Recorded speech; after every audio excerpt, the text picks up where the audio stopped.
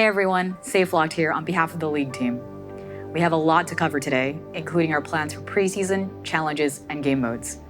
But first, let's talk about the state of the game. Overall, we're pretty happy with the state of League this season, but before we get into the details, let's dive into a topic that's been pretty popular lately, which is new champion balance.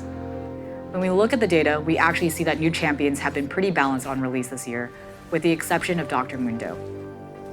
That said, there's more to healthy gameplay than just win rates, and we're still hearing that new champions feel unfair to play against, particularly when it comes to complex abilities or overloaded kits.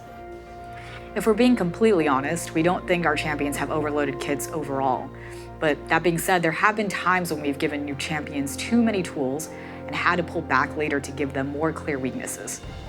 For example, Samira's ability to dash to allies was removed because it provided too much safety. Combined with her missile blocker, it made CCing her too difficult, especially since that's one of her main forms of counterplay.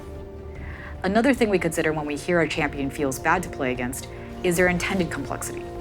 We try to make a healthy mix of high, medium, and low complexity champions.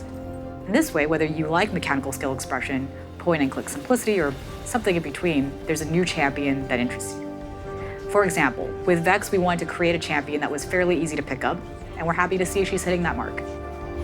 But beyond just how complex a champion is to play, there's also how difficult they are to understand. We want new champions to have unique gameplay, but you shouldn't need a wiki to know how to play with or against them. Learning counterplay is a skill test we do think is important, but knowing what a champ can or can't do shouldn't be a part of it. This clarity is something we haven't always hit the mark on, especially with champions like Aphelios, who not only has a complex kit, but was also lacking UI clarity when he was released. Designing new champions is a constant balance between making something that's exciting, has clear counterplay, and isn't confusing. We're still trying to find that line, but we want to get to a spot where new champions aren't just numerically balanced, but that you all feel they're fair to play against. Beyond new champion releases, this season we've seen a wide variety of picks in every role. We've also seen a healthy improvement in diversity of playstyles across roles, especially in jungle and top lane. Some of this is due to direct champion changes, such as the kit adjustments that enable picks like Jungle Darius, Brand, and Morgana. New items like Anathema's Change and Hullbreaker have also had a positive impact, especially in top lane where we're seeing a ton of champion diversity. And finally, we know that some champion classes have been struggling after the item system update, and we've been working on some solutions to help them out. And this brings us to our plans for preseason. With that, I'm going to hand things off to Brightmoon, who will go more in depth on the upcoming changes. Hey everyone, I'm Brightmoon, the lead producer of gameplay on League of Legends. League is like a house. Sometimes we need to do a big renovation to keep it working well, like when we overhauled the item system. And sometimes we just need to add some new furniture. For this year's preseason, we're sprucing things up with improvements to our existing systems, like items, runes, and the Elemental Rift. Let's start with our plans for items. While some champions and classes have lots of build options, we've still got others that don't feel like they've got a mythic or legendary that really speaks to them. So we're going to be adding some new items and tweaking some others. This will include 2 new mythic items. The first one is a support tank item, perfect for champions that want to get aggressive and charge into the middle of a fight. When you immobilize an enemy champion, all nearby enemies will take increased damage from your team for a short period of time. The second new mythic item is built for mages who are looking for a little more survivability. It grants damage reduction that lingers for a few seconds after you get hit, and while the protection holds, you'll also get ability haste. We think it'll be particularly good for longer range mages who need a mythic that helps them survive a dive rather than pile on extra damage.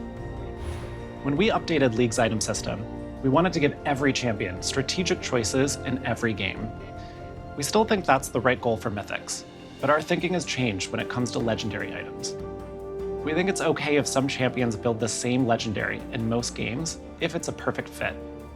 But we also want you to have plenty of options, which is why we're improving legendaries for mages, assassins, and tanks. For example, assassins can look forward to a new legendary item that gives ability haste, and also refunds a portion of their ultimate's cooldown with enemy takedowns. Tanks that can never get enough mana will be happy with a new legendary item that grants bonus health based on total mana, and also burn some of it to create a shield whenever they immobilize an enemy. Finally, mages who are tired of being denied their hard-earned kills can rejoice. They'll be receiving a new legendary that grants Magic Pen against recently shielded enemies. As for runes, we think there are some good targeted changes we need to make. Most of all, we feel the Inspiration Tree's identity has been pretty unclear, and we'd like to broaden its keystone use cases. For example, we're reworking Glacial Augment to double down on its fantasy of slowing down enemies. We are also making some modifications to Lethal Tempo to lean into its attack speed fantasy and give it a more distinct use case in the Precision tree. Up next are Bounties. Champion Bounties give teams who are behind a way to get back into the game without being a straight shot to victory. And this year, we're adding a second way for teams to try and make a comeback. Objective Bounties will work like Champion Bounties, except you cash them in by taking map objectives, like Towers or Baron. They ramp up slowly when the enemy team lead grows, and the bounty is shared with your whole team, regardless of who claimed it. Taking objectives really is the best way to come back when you're behind, so we want to help make that a clearer and more rewarding strategy. That said, if a team is really far ahead, objective bounties won't change that. Being the better team should always get you a win, so we'll be watching the new bounty system closely to keep things in check. Finally, let's talk about our biggest addition this preseason, dragons. We really like how each dragon creates unique terrain, grants powerful buffs, and adds more strategy to the mid and late game. So this preseason, we're adding 2 more. Up first is the Hextech Dragon. When your team defeats it, you'll all gain additional ability haste and attack speed. And if you claim the soul, you'll receive a chain slow that works kind of like Static Shiv's passive. When this dragon takes over the rift, it creates Hextech gates that can transport you to set locations across the map. The second dragon joining the party is Hextech's darker sibling, the Chemtech Drake. When you slay it, your team will deal increased damage when your HP is low, letting you turn around those close team fights. This dragon soul provides a second chance at life. Well, sort of. When you die, you'll enter a zombie state, where you can still cast abilities and continue fighting when you'd normally be looking at a gray screen. And when the Chemtech Dragon putrefies the map, it creates camouflage zones in fixed locations. These dragons might seem more impactful than the current ones, and, well, they are. Our goal is to add more unique encounters and meaningful strategy to the mid and late game. That said, these are some pretty big changes, and we're ready to adjust if they're making too much, too little of an impact.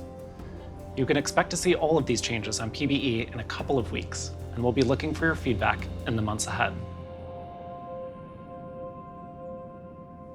Outside of preseason, something we've heard from all of you is that you'd like more ways to express yourself and your achievements in League. For some of you, ranked is how you define your progress, and that's great, we don't want to change that. But for those of you who aren't focused on the rank climb, there aren't great ways to express your own progress. Champion Mastery and Eternals help you show off your skills on a particular champ, but they don't tell the story of your broader League legacy. The new challenges system should achieve just that. Challenges rank up over time, showcasing your increasing mastery and legacy across a bunch of different systems, modes, and gameplay, making it a little different than just a standard achievement. We want to highlight not just your rank and champion mastery, but also your inventiveness, breadth of play styles, collection, and everything else in between. Want to showcase your knack for never dying in ARAM? Or how great you are at killing minions in SR in the first 10 minutes? Maybe you've collected over 100 champions, or love participating in events. All of this is now possible to track and display your progress with challenges. You'll get the first glimpse of challenges when they hit PBE next month, and the full system will launch early next year. That's all I have to share with you today. Thanks so much for watching, and here's Safelocked again to talk about game modes. When it comes to game modes, one thing we've been hearing from you all is that you'd like more variety in the modes we bring back alongside events. So let's talk about it. To start, we actually agree that the existing rotation of game modes can make some of the most popular modes like Earth and One for All feel a bit stale.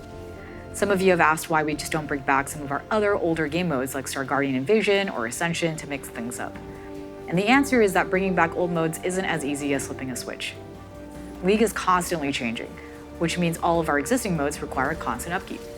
For example, when we released Yuumi, we had to figure out how she'd function in One for All. What happens when a Yuumi attaches to a Yuumi who is attached to a Yuumi? Because of upkeep like this, we have to be very selective about the modes we maintain. And right now, there are just too few popular modes that feel worth the investment compared to making brand new modes or updating more resonant ones for you. We've mentioned this before, but we think the sweet spot for game modes are ones that amplify champion fantasies and really build on what you love about your champs and Summoner's Rift. So moving forward, we're focusing on adding more game modes that hit this goal.